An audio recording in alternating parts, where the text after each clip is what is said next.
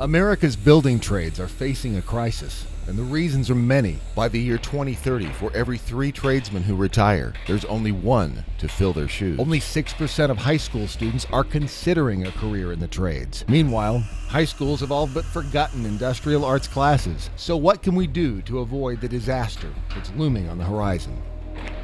Todd Fratzel is a civil engineer and is the editor at Toolbox Buzz and Home Construction and Improvement. And he has some good ideas. I grew up the son of a carpenter, and his dream was for me to go off to college and do something better than he had done. We've done this generation after generation. Every generation has asked the youth to do better than they did.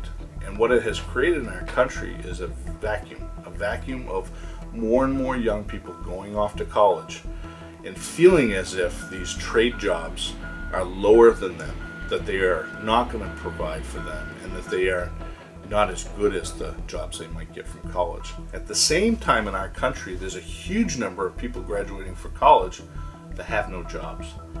So we need to make sure that the youth that are interested in the trades are not shunned from it. And we need to make sure that there's opportunities for everyone that wants to go to college to go off to college and then maybe come back and become involved in the trades. Rob Robillard is a Concord carpenter, and he has some thoughts. As a small business owner in the trades, a lot of the young guys that come to me now have college degrees in other fields, and they've made, for whatever reasons of their own, they've made decisions to go into the trades. One of the things that I'm finding is that some of these guys are coming to me, and they're, because of their education, their further education, they actually make better decisions. They're better problem solvers, they're better thinkers on their own, and a lot of times can work well without supervision. I went to college for photography, worked in the field for a while, and just found it kind of unsatisfying. And it's hard to make money in that industry these days. I find I'm actually doing much better in the trades as a carpenter. I had exposure as a child, so it was easy to kind of learn what I needed to know to get into it, and really start doing well pretty quickly. I left a corporate office job to go into the trades because I was sick of the sedentary lifestyle of going to an office every day, the mundane job that I would end up doing week in and week out seemed to not produce anything, whereas almost any week on a job site I build something or I complete a job that makes somebody really happy, and that brings me a lot of happiness.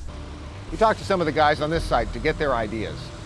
Well, you don't have any student loans when you left with this. I mean, there's no student loans, and it's a good industry to be in. A lot of good people. You meet a lot of different people, a lot of challenges. I enjoy my work. The scenery changes. You go from job to job.